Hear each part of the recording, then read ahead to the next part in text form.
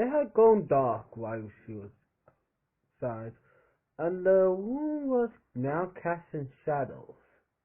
Somehow, without the bright sunset, the toys falls and were falling into sharp relief. Theodore's eyes no longer shone, and his thin hair and hair made him look like a sticky bond. As she looked down at Stanley, the luster on his eyes made them look like hollow sockets, and his red teeth, she had always thought of a smile, became the awful, knowing grin of a skull. Charlie stood up, careful not to touch her, and hurried towards the door. Her foot caught on the wheel behind the side of the bed. She tripped on the tracks and fell soaring to the floor. It was a wheel of metal, and she raised her head. A small pair of feet appeared on her nose. Clad in a shining leather, she looked up.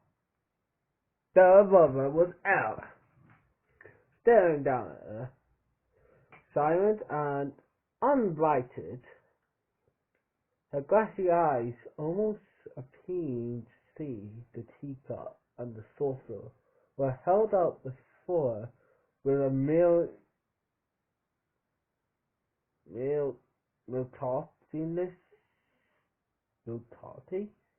stiffness. Charlie got up cautiously, taking care not to disturb the doll. She left the room, stepping carefully to avoid accidentally opening any of the toys. As Charlie went, Ella retreated to her closet, almost matching her pace. Charlie went down the stairs, seized by Nancy to get away. In her car, she fumbled the key 3 times before starting into place. She backed too fast down the driveway, only resting all the grass of the front yard, and sped away. After a mile, Charlie pulled over on the shoulder, well, that rhymed, and turned the car off. Head through the windshield, her eyes focused on nothing. She forced herself to breathe slowly. She reached up and adjusted the rear view mirror so she could see herself. She always expected to see pain, anger, and sorrow written on her face, but they never were. Her cheeks were pink and her round face almost cheerful. Like always, her fists weak, ring with Aunt Jen. She heard the same things over and over when Aunt Juice introduced her. What a child, she is. Charlie always looked like she was about to smile. Her brown hair wide and shaky, sparkly, her thin mouth ready to curl up. Even when she wanted to sob, the incredulity was a mild betrayal. She ran her fingers through her white brown hair as though that would magically fix her slight fizziness and put the mirror back into position. She turned the car back on and searched for a radio station, hoping music might bring her fully back to reality. She flipped from station to station, not really hearing what any of them were playing, and finally sitting on an AM broadcast with a host who seemed to be yelling concertedly at his audience. She had no idea what he was talking about, but the vast and annoying sound was enough to draw her back into the present. The clock in the car was always so wrong, so she checked her watch. It was almost time to meet her friends at the diner they chosen near the central town. Charlie walked back into the road and drove, resting the sound of angry jaw radio host moved her mind. When she reached the restaurant, Charlie pulled into the lot and stopped, but she did not park. The front of the diner had a long picture window across it, and she could see right inside. Though she had not seen them for many years, it only took a moment to spot her friend through the grass. Jessica was the easiest to pick out from the crowd. She always enclosed pictures with her letters, and right now she looked exactly like a grasshopper.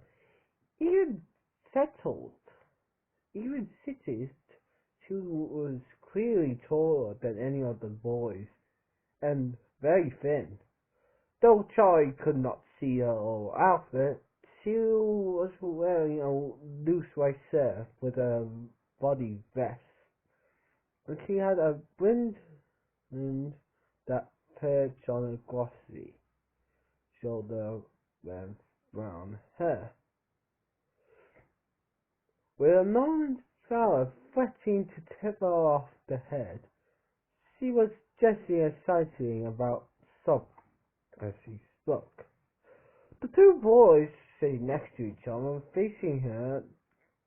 Carlton looked like an old version of his red-haired childhood self. He still had a bit of a baby face, but his features had refined, and his hair was carefully tousled and held in place by some alchemical hair product. He was almost pretty for a boy, and he wore a black workout shirt, though she doubted he ever worked on a day in his life. He slouched forward on the table, resting his chin in his hands. Beside him, John sat closest to the window. John had been the kind of child who got dirty before he even went outside. There would be paint on his shirt before the teacher handed out the watercolors, grass stains on his knees before they came near the playground, a dirt on his fingers just after he washed his hands. Charlie knew it was him because it had to be. But he looked completely different. The grubbiness of childhood had been replaced by something crisp and clean. He was wearing a neatly pressed light green button-down shirt. The sleeves were rolled up and the collar open, protecting him from looking too uptight. He was leaning back comfortably in the booth, nodding enthusiastically as Stanley absorbed in whatever Jessica was saying. The only concession to his father's self was in his hair, sticking up all over his head, and he had a five-cock saddle, a smug out of so that there he was all covered in a dirt kid. Charlie smiled to himself. John had been something like a childhood crush. Before either then had we understood what that meant. He gave her cookies from his lunchbox, and once in garden, he took the blame when she broke the glass jar that held the colored beads for autographs. She remembered the moment when it from her hands and she watched it fall. She could not move so fast enough to catch it, but she would not try. She wanted to see it break. The glass would fall and shatter it into 1,000 pieces, and the red They scattered many colored, along the shot. She thought it was beautiful, and then she started to cry.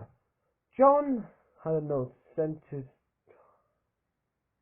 her, and when she told her, "Thank you," he was willing to her without leaving on his ear. Simply said, "What?" After that, John was allowed to come to her house. She let her stay with Stanley and Theodore, watching a Nazi the first as he leaned to press the buttons and make them move. She would be cross if he didn't like that, knowing instinctively that it would make her think less of him. They were her family, but John was fascinated as soon as he saw them. He wanted her mechanical toys, and so she was him. 2 years later, behind a tree beside her father's Alexa, she almost let her kiss her. And then it happened, and everything ended. At least for Charlie. I don't know what this means. Then it happened. What are they talking about? Scott, what trick are you pulling this time? Charlie shook herself, forcing her mind back to the present. Looking again at Jessica's pause return, she looked down at herself. Purple t-shirt, denim jacket, black jeans, and combat boots. And that felt like a good choice this morning, but now she wished she had did something else.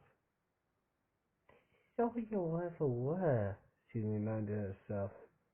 She parked and locked the car behind her. Even though perfect ball in the whole game did not usually lock the cars. Then she went into the diner to meet her friends in 10 years. The warmth, the noise, and the light of the restaurant hit in a way as she entered. For a moment she was overwhelmed, but Jessica saw paused in the doorway and shouted her name.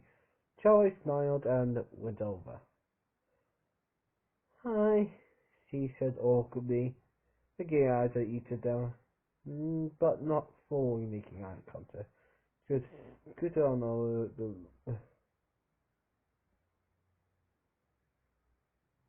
uh, yeah, sit, said.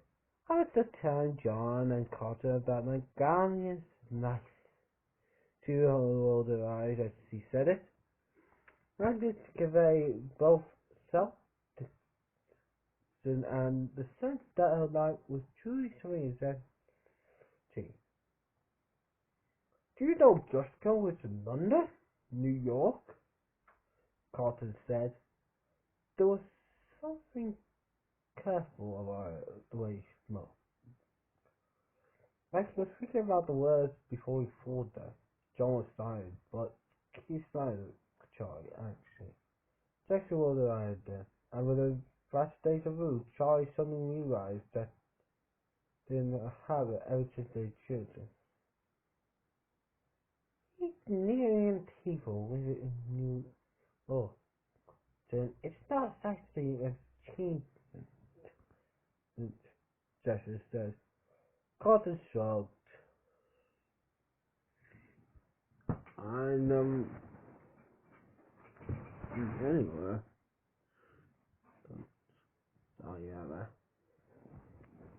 Back from where to go. He said, I didn't know you were still with the channel, Charlie said. We also were going to it. My family have been here since 1896, he added, deeply voice to mimic his father. Is that even true? Charlie asked. I don't know, Charlie said in his own register. Could the dad ran for murder for 2 years? I mean, he was, but still, who was from there? He made a face. I swear, the day I turn 18, I'm out of here. Where are you gonna go? John asked, looking seriously at Carlton. Carlton raised his eyes. Just a serious for a moment. Abruptly, he broke away and pointed out the window, closing one of his eyes as in to get saying true. John raised his eyebrow as he looked out the window, trying to follow the line Carlton was pointing to. Charlie looked too. Carlton wasn't pointing at anything. John opened his mouth to say something about his daughter. Or he just as doing pointed in the opposite direction. Okay, John scratched off. Elsewhere? I do it that. Where's everyone else, Charlie? You know, no, tomorrow. They're coming tomorrow. Jessica jumped into Clara. Oh, you think there was tomorrow? Checking for you? Jason? Jason! Smiled. See, we know Jason had a little bundle of blankets and this time Fred piece peeking out. Okay? I mean, who was a baby around? Jessica adjusted her hat to me. I think sorry not a baby anymore, Charlie said, biffing a laugh. I'd be a baby, Jessica said. Anyway, I booked us a room at the motel by the highway. So all I could find. The boys are staying with Costas. Okay, Charlie said. Read space, number 1. Just like that, Scott. She was vaguely impressed by Jessica's organization, but she wasn't happy about this plan. She was loath to share a room with Jessica, who now seemed like a stranger. Jessica the kind of girl who intimidated her, pause and incalculate, thinking as though she had everything in life figured out. For a moment, Charlie considered going back to her old house for the night, but as soon as he thought of it, the idea repelled her. That house at night was no longer the puzzle of the living. Don't be dramatic, she scolded herself. But now John was speaking. He had a way of commanding attention with his voice, probably because he spoke less often than anyone else. He spent most of the time listening, but not all the times. He was gathering information, speaking only when he had wisdom or sarcasm to stand. Often it was both at once. Does anyone know what's happening tomorrow? They were all silent for a moment, and the waitress took the opportunity to call over for the order. Charlie flipped quickly through the memory, her eyes not really focusing on the words. The turn came to order much faster than she was expecting, and she froze. X, she said aware. The wooden house distance was still fixed and she Damn it, Lord, we toast, she added. Lorna went away. Charlie looked at this was up, so. When she called up God, she seemed to lose all ability to act or process what's going on around her. People were inconsolable. That the lands were alien. Haunting than a Sunday heart, she thought. The others had begun to begin the conversation again, and she turned her attention to that, feeling like she had fallen behind. What do we even say to his parents? Jessica was saying. Can't you ever see them? Not really, he said. Around, I guess. Sometimes. And we studied, they say, in hockey. Jessica's a note of rarely of disapproval in her voice. Said nothing, but she thought, how could they not? His body has never been found. How could they not? He hoped he might come home, no matter how impossible they knew it was.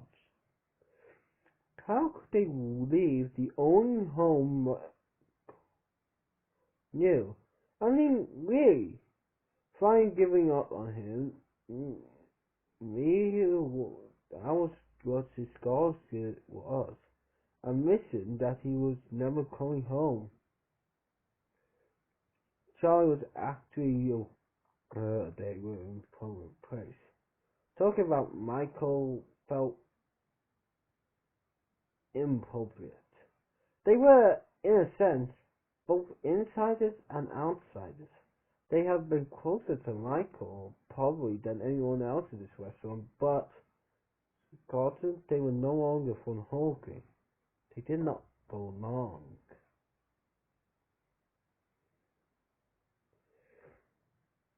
She saw the salt tears falling on her pavement places before she felt them, and she hurriedly rubbed her eyes, looking down and hoping no one would notice. When she looked up, John appeared to be studying a silver, but she knew he had seen. She was gracious to him, but not trying to go for comfort. John, do you still lie? John had declared himself an author when they was about 6. Having learned to read and write when he was 4. And a year ahead of the rest of them. At the age of 7, he created his first novel, and just his poise sold the illustrated created on his friends and family, demanding reviews. John, who know that she had given only 2 stars. John asked a question. I actually do like ease the right way around these days, he said. I can't believe you would know that. I actually do, yeah. He stopped, clearly not want to say more. What do you want? Carlton advised, and John looked down his face and drinking mostly to the table. Sold stories, mostly. Had one published last year. I mean, it was just a magazine, nothing big. The only subtle noises of being pressed, and he looked up again, with round dark teeth. What's the story about? Charlie asked. John hesitated but before he could speak or decide not to, the waiters returned with the food. They have all ordered from the breakfast menu: coffee, eggs, bacon, blueberry pancakes for Cotton. The brightly colored food looked hopeful, like a fresh start to the day.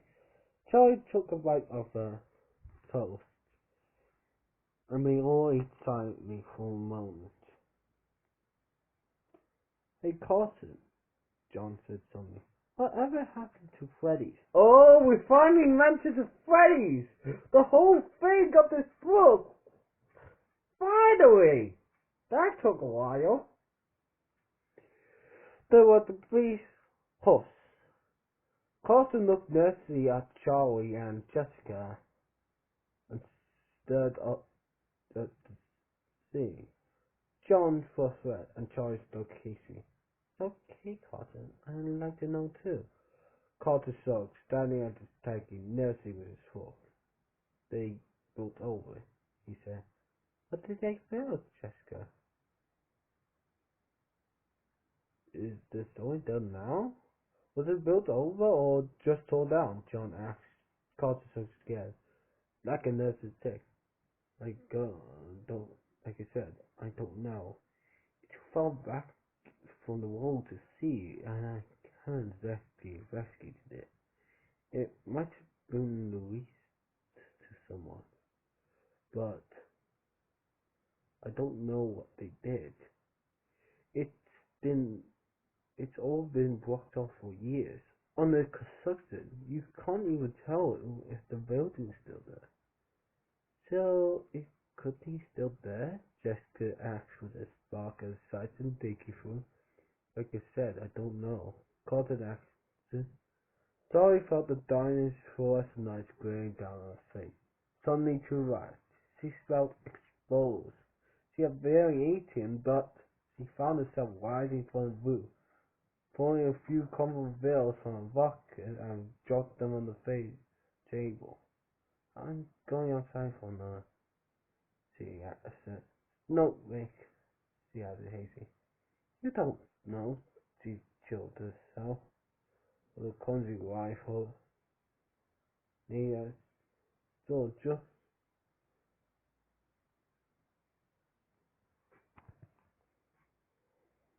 being passed though without saying excuse me, and stepped out into the cold easy to a car and sat in the hood.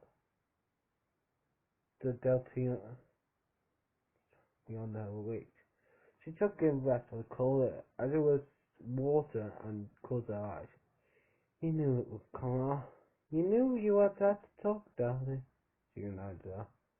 She had taxes on the dry here, and forced herself to think that to having a return when she thought she was further there.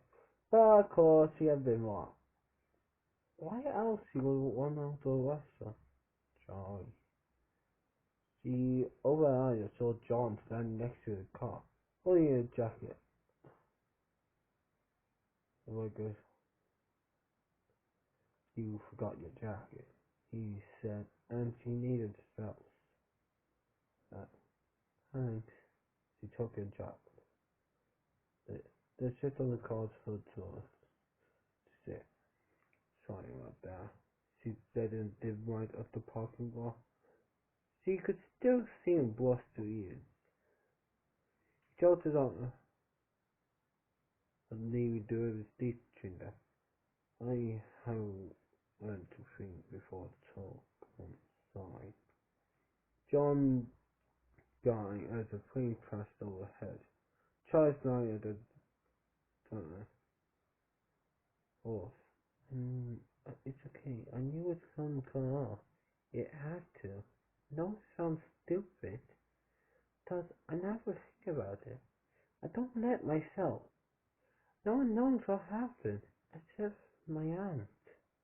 And we never talk about it. That's why then I come here and it's suddenly everywhere. I just was died. That's all. Uh-oh. John pointed at Charlie saw Jessica and called her hesitating in the doorway of it. She waved them over and they came. Now that time of phrase when the merry-go-round got stuck and that new cute Billy had to keep riding it until the parents got to put them off, Charlie said. John this isn't Gilly, that was so funny to her. He laughed and called her stop now. Then she just did, Josh said. Actually, I figured the not John added. Oh, okay. Yeah, not at the there. Come on, Jessica, the clean it, said Carlton. Take your these. Don't let four Sandra for nothing, what? Talk at me, she said. I never puked. We used to spend so much time there. The Jizzle only the owner's thought, said he would not see. I don't know who my dad was. Charlie said, laughing. He told all my buddies? Okay. Uh, me, they press the pizza. Oh, there we go. I don't know. Brother, I think that music got to me old new. He used a few words of the familiar song. Bum bum bum bum bum bum bum bum bum bum bum bum bum bum bum bum bum. Bum bum bum bum bum bum bum bum bum bum bum bum bum bum bum bum. Charlie did that to according to show. And I think we're going to end here for now. See you guys next time.